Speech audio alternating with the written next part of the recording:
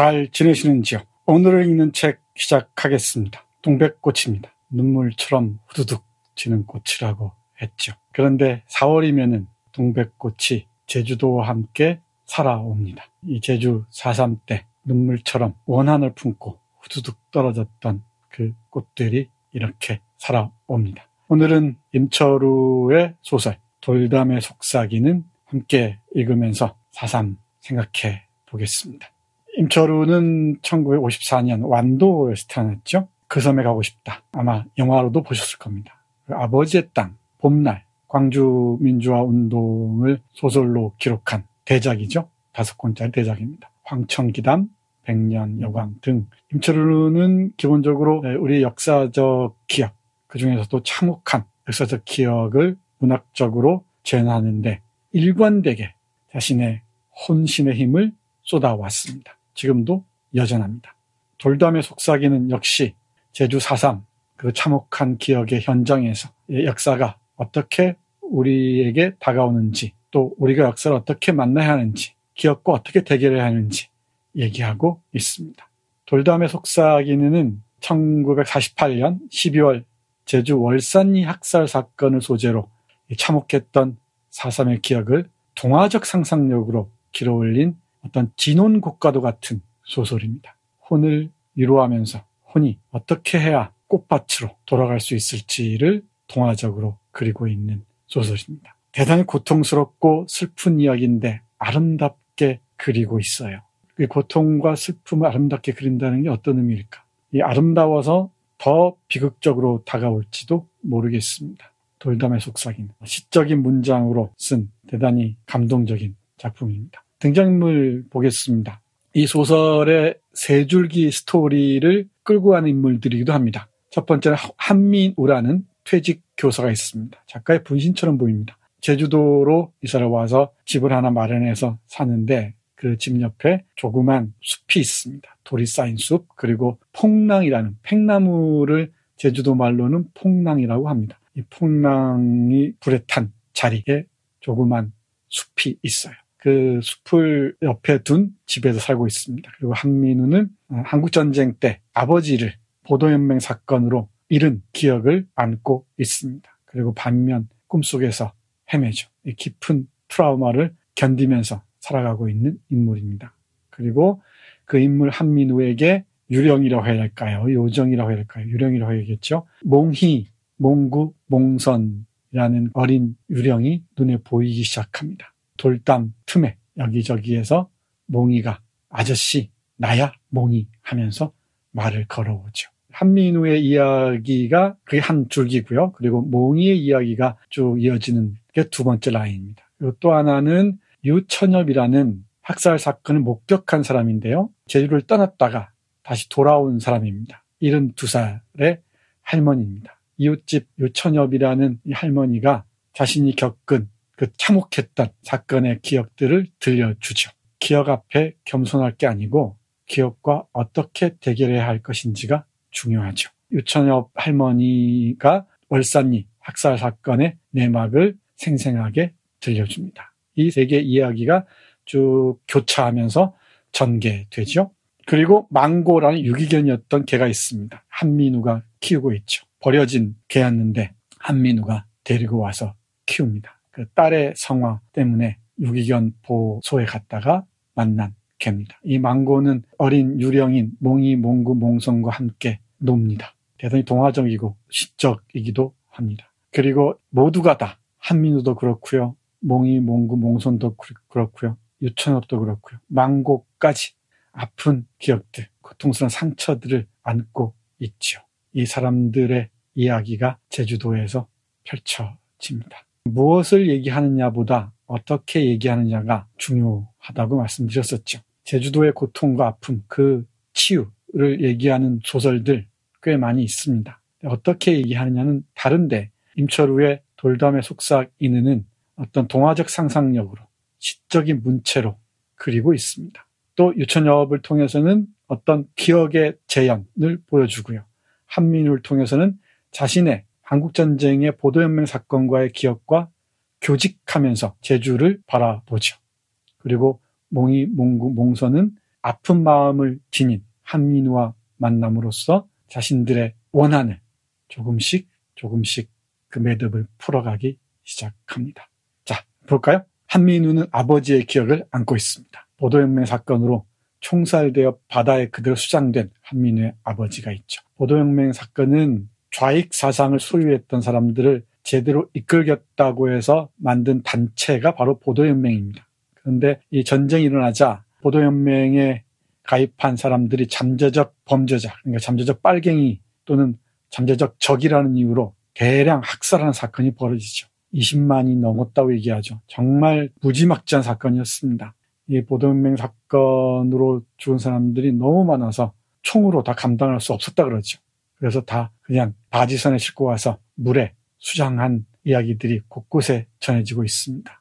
꽃지섬을 제가 찾아가 본 적이 있는데 그것도 그런 기억을 간직하고 있는 곳입니다. 한반도 곳곳이 이런 상처로 얼룩져 있습니다. 이 기억들을 우리는 그냥 덮어버려야 할까요?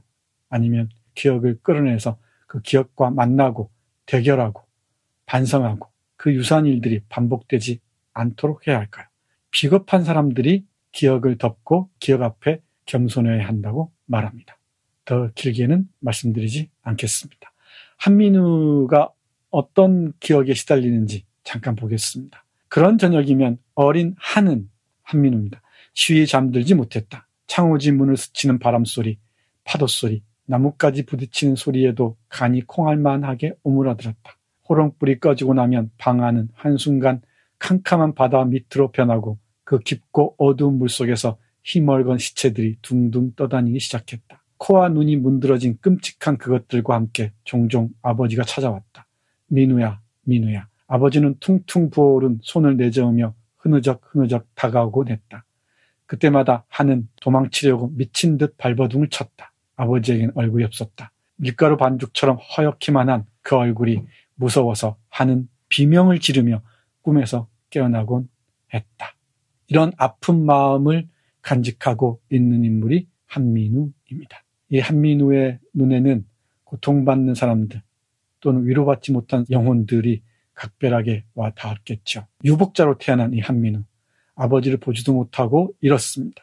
폐병을 앓고 있던 어머니도 일찍 세상을 떠나죠. 아버지 시체를 찾으러 다니는 할아버지 품에서 자라면서 한민우는 아버지를 이렇게 기억하게 되는 것이죠.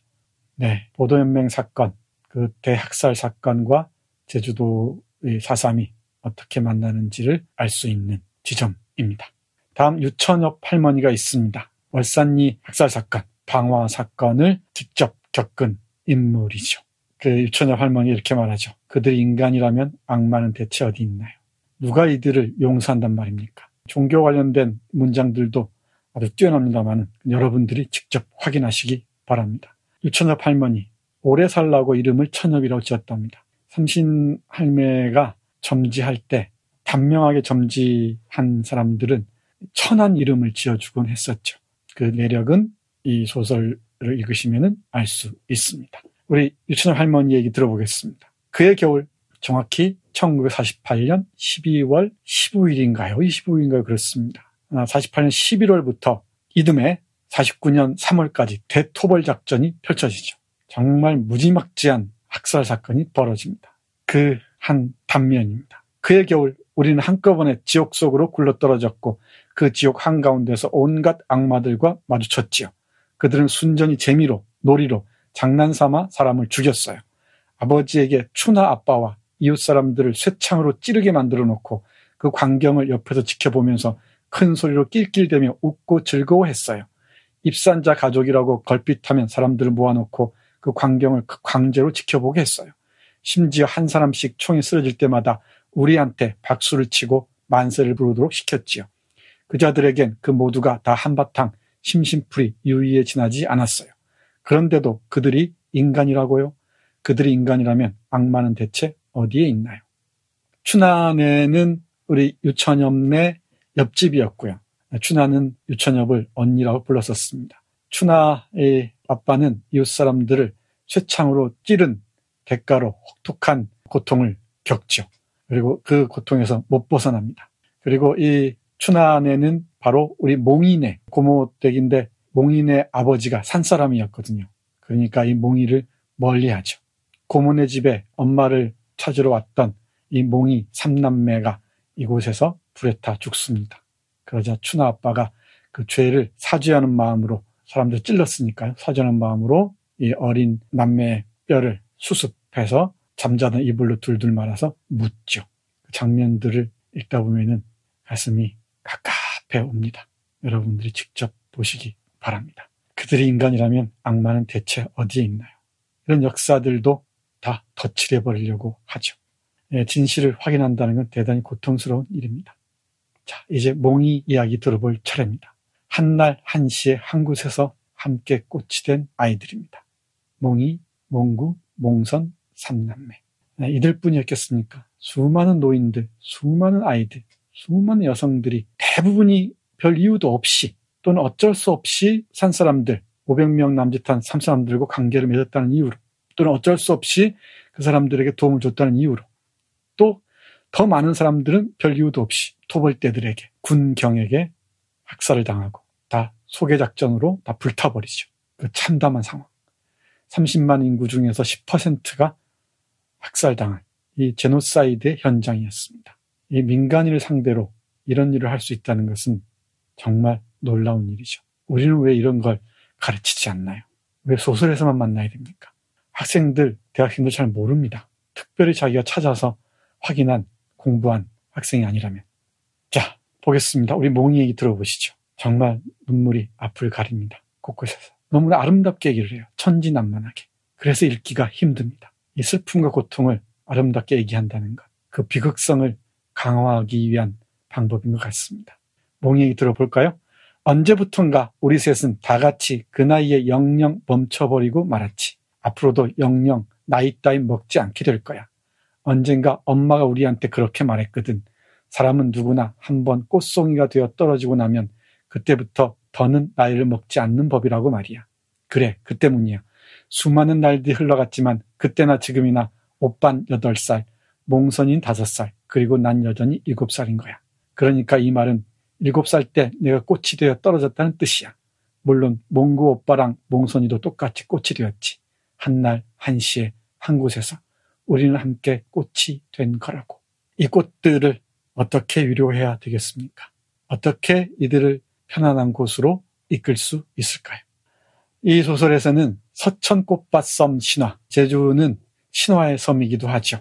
그 중에 서천꽃밭섬 신화를 끌어옵니다. 아일랜드 학자가 쓴 책이라는, 물론 이건 허구입니다마는 책을 빌어와서 서천꽃밭섬 신화를 얘기하고요. 이곳에 있는 어린 영혼들이 하늘나라로 가지 못하고 머물러 있는 곳입니다.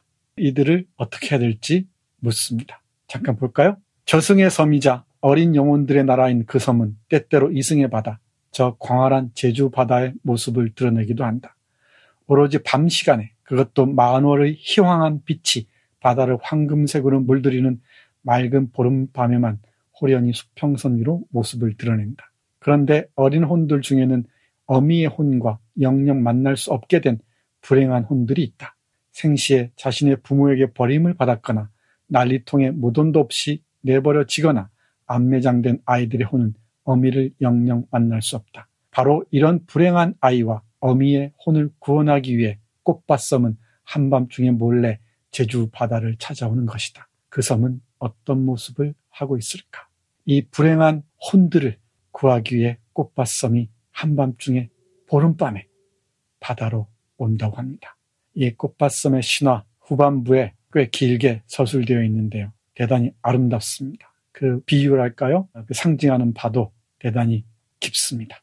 함께 읽어보셨으면 좋겠습니다. 아파하는 마음, 한민우 아픈 상처를 간직한 사람이었죠.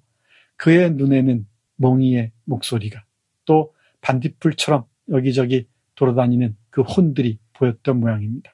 그리고 유천엽이라는 그 고통스러운 지옥의 시간을 겪었던 사람의 이야기도 들을 수 있었겠죠.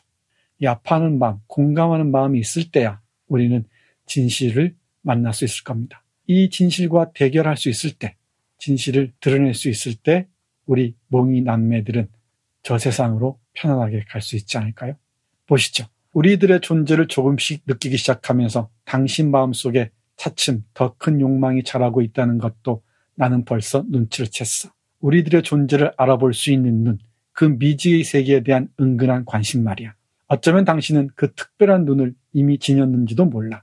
당신은 남다르게 아파하는 마음을 가졌으니까. 그런 마음의 눈, 영혼의 눈을 가진 이들만이 우리들의 존재를 알아보고 감지하고 또 공감할 수 있어. 하지만 한편으로 나는 당신이 그 눈을 끝내 갖지 못하게 되었으면 좋겠다는 생각도 들어. 어째서냐고?